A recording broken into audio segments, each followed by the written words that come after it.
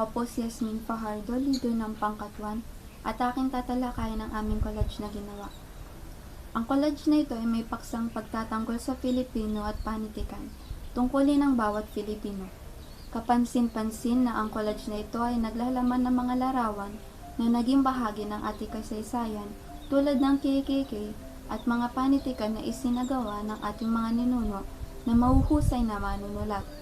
Sa kabilang bahagi ay makikita naman ang mga larawan na sumasalamin sa ating kultura gaya ng ating pambansang kasuotan at ang ating watawat.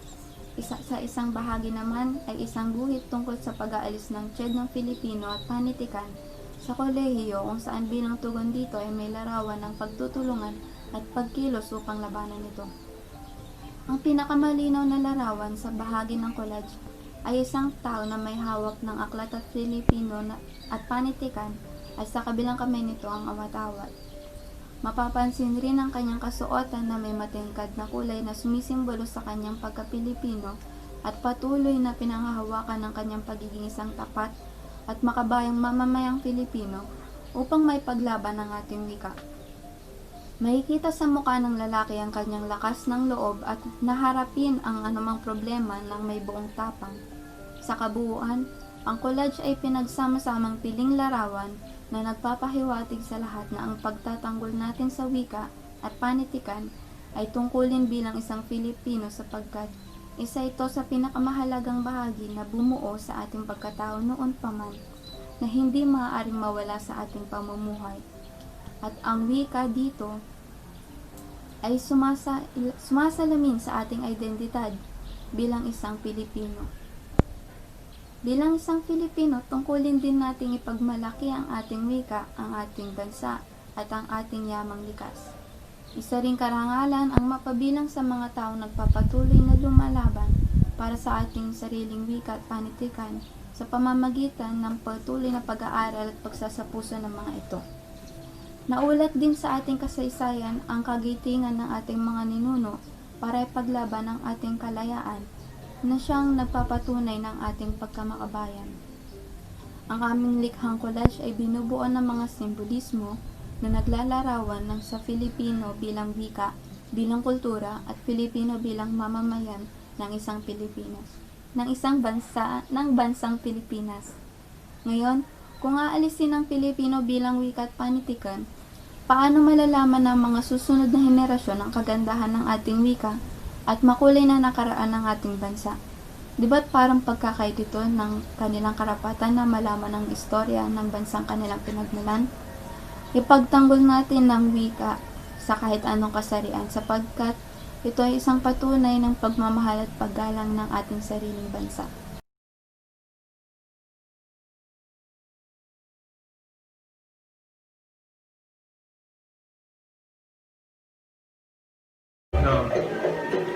Magandang buhay! Kami ay ikalawang pangkat. Para sa iyo, pumapayag ka ba na tanggalin ang asignaturang Pilipino at panitikan sa kolehiyo? Halina tunghayan ang presentasyong inihandog ng aking pangkat.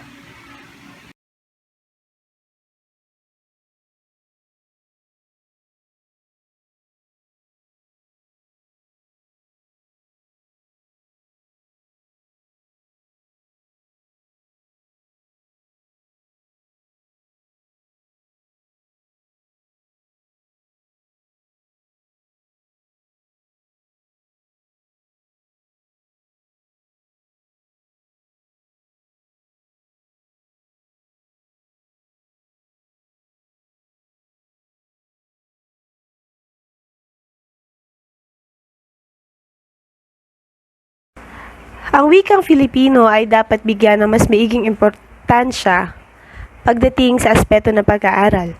Ang wikang Filipino ay ang ating yaman at identidad sa bansang Pilipinas.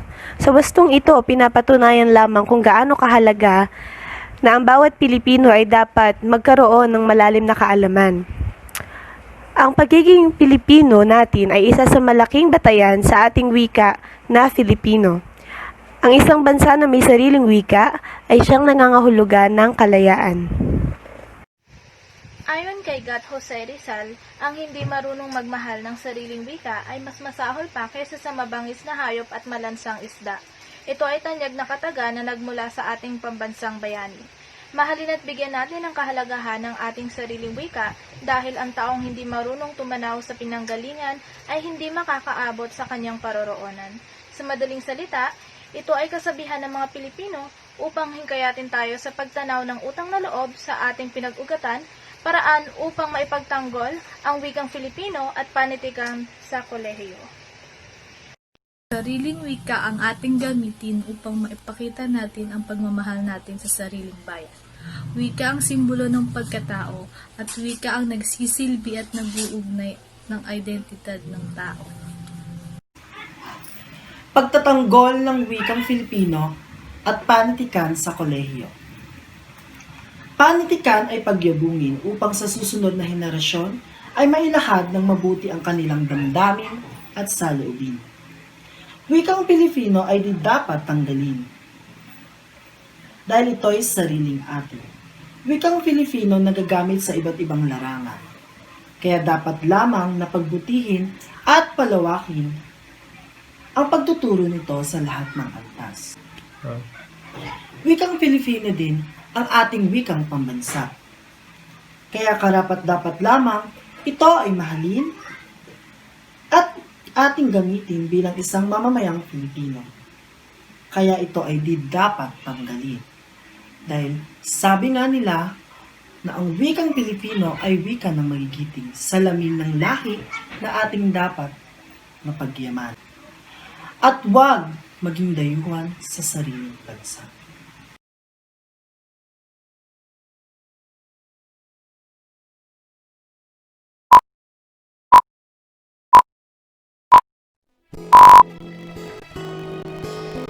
Ako ay Pilipino, buong katapatang Nanunumpa sa watawat ng Pilipinas.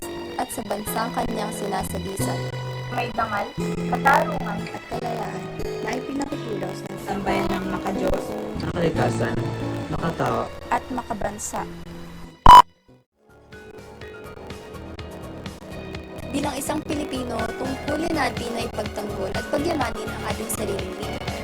Bilang isang kolehiyo, mas mainam na mas palawakin pa ang ating kaalaman sa sarili nating wika at hindi dapat ito ipagawin sa atin dahil may karapatan tayo na pag-aralan ang signaturang ito.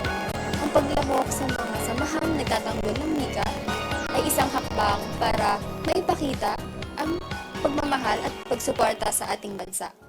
Ang wikang Filipino ang nagbubuklod at nagsisilbing identidad ng ating pagka-Filipino. Kaya hindi dapat natin ito ipagsawalang bahalan. bilang isang Pilipino at kolehiyong pag-aaral, ang pagtatanggol sa wikang Filipino at panitikan sa kolehiyo ay isang malaking tungkol ng bawat Pilipino.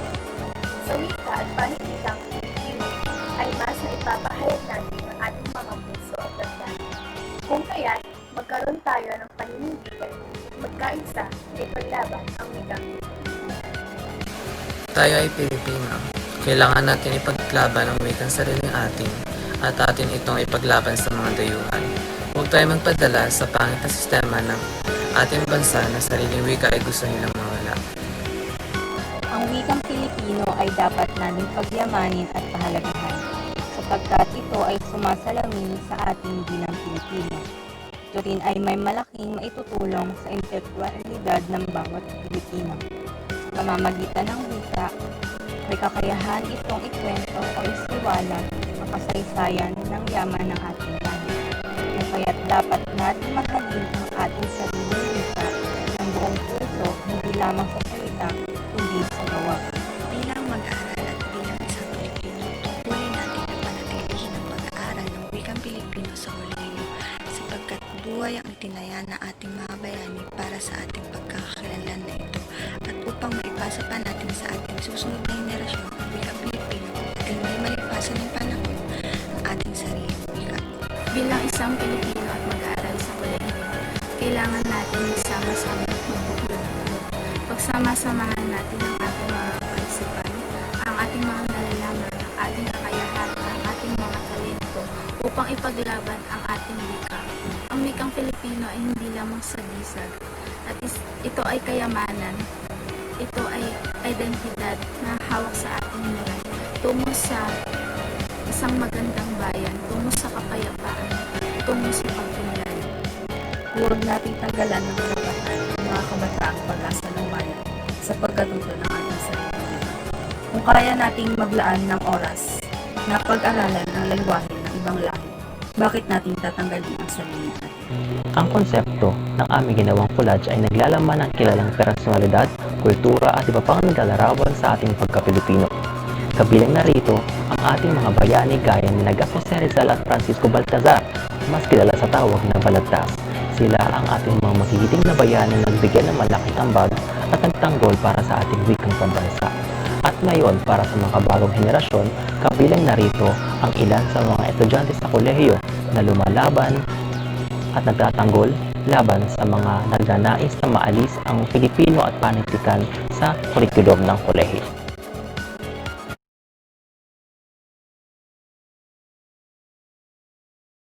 Magandang umaga po sa inyong lahat. Ako po si Maria Ella M. de los Reyes, ang leader ng pangkat-4 sa tema ng pagtatanggol ng Pilipino at panitikan sa kolehiyo, tungkulin ng bawat Filipino. Yes po, tungkulin ng bawat Filipino dahil dito na tayo pinalaki.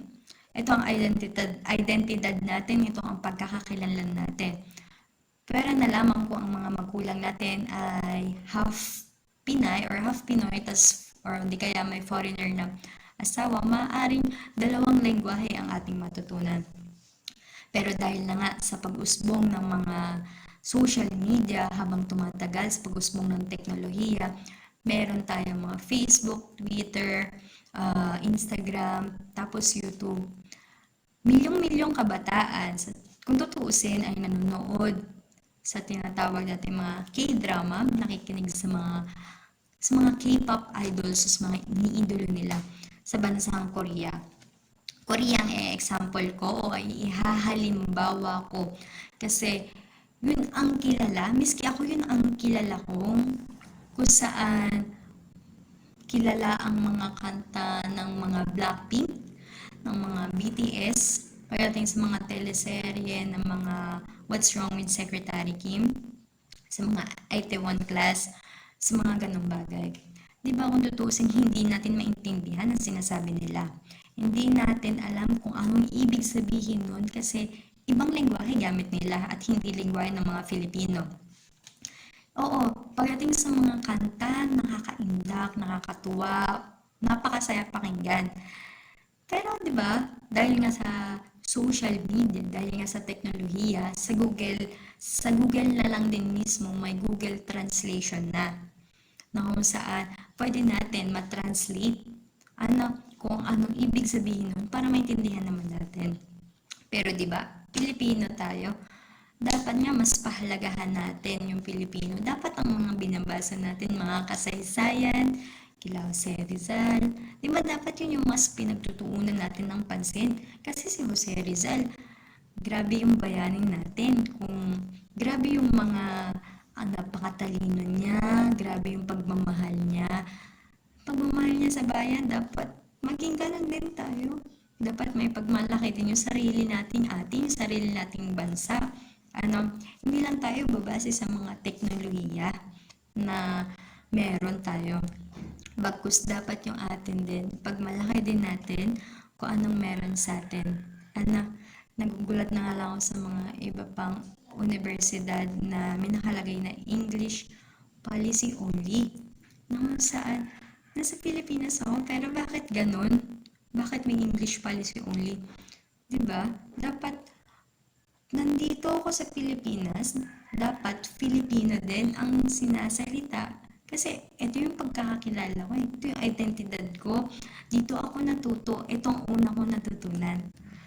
So, batay lamang dun sa tema na yon ay talaga namang kinakailangan pa rin ng mga kolehiyo at ng iba't ibang Pilipino na pag-usbuhin ang wikang Filipino kahit na ang panitikan. Ang panitikan kasi magagaling ang mga Pilipino pagdating sa paggagawa ng mga istorya, paggagawa ng mga kwento, paggagawa ng mga tula. Nagkakaroon ng mga taludturan o malayang taludturan minsan at napakaganda at napakasarap pakinggan na nasa isang Pinoy pala galing ang isang kwento o isang tulang binabasa natin. Yun lamang po ang aking pagkakaintindi base sa tema. Salamat po!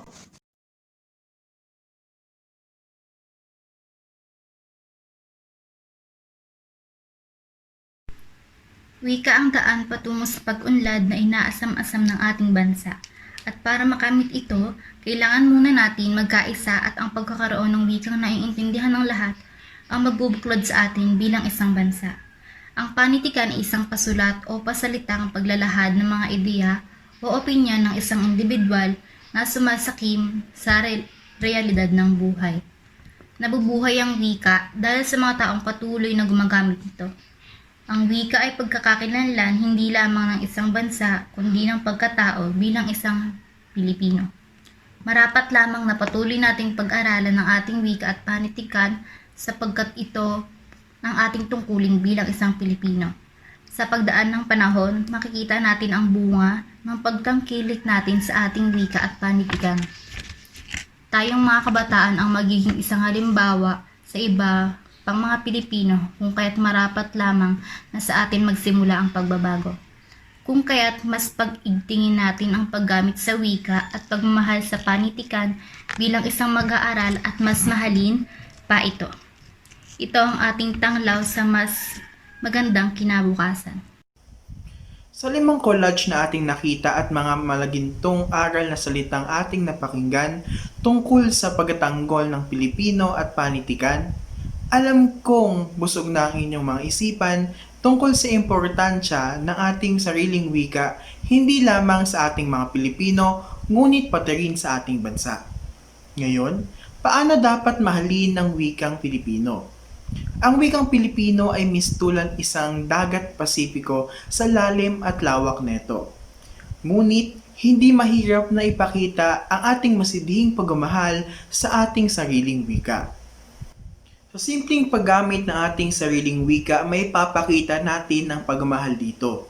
Bilang primaryang lengguwahe ng Pilipinas, bata pa lamang ito ay itinuro na sa atin upang maipahayag ang ating hinaing at gusto. Sa pagtanda, natutuhan natin itong gamitin ng tama sa pakikipag-usap tungo sa pagkakaintindihan at maibigay ang ating tunay na ekspresyon.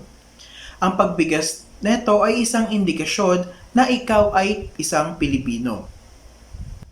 Pangalawa, maipapakita mo ang iyong pagmamahal sa wikang Pilipino kung ikaw ay sumusuporta sa pagpapaunlad neto at higit na tumututol sa anumang pang-alipusta dito. Isa sa pinakamagandang nangyari sa kasaysayan ng Pilipino ay ang pagdiskubre sa baybayin at ang naging katanyagan neto ngayon. Isang patunay na hindi lamang sa pagbigkas, ngunit sa pagsulat ay merong sariling atin. Sa kabilang banda, nakakalungkot mang isipin ay may mga taong handang tanggalin ang wikang Pilipino sa edukasyon upang bigyan ng prioridad ang iba pang asignatura o lengguwahe na hindi naman sa atin. Nakakabahala na kung sino pa dapat ang nangunguna na protektahan nito ay sila pa ang nakaisip na tanggalin ito sa ating edukasyon. Sa masidhing pagmamahal ng wika ng karamihan, hindi naging tagumpay ang kanilang binabalak. Ang wikang Pilipino ay naprotektahan at hindi na mawawala pa sa ating pag-aaralan. Naway sila ay tularan ng bagong henerasyon at patuloy na pagyabungin ang wikang Pilipino. Bilang konklusyon, maipapakita mo ang iyong pagmamahal sa wikang Pilipino sa salita at sa gawa. Ituring mo itong bilang isang taong iyong iniibig. Hindi mo maipapakita ang iyong nararamdaman sa salitang mahal kita. Dapat ipinapakita mo rin ito sa iyong kilos. Ang dalawang sangkap ay dapat magkasama at hindi dapat magkahiwalay. Ang wikang Pilipino ang humubog sa ating pagkatao at pagka-Pilipino. Kaya hindi dapat natin ito hayaang mabaon sa limot. Hanggang sa muli, paalam.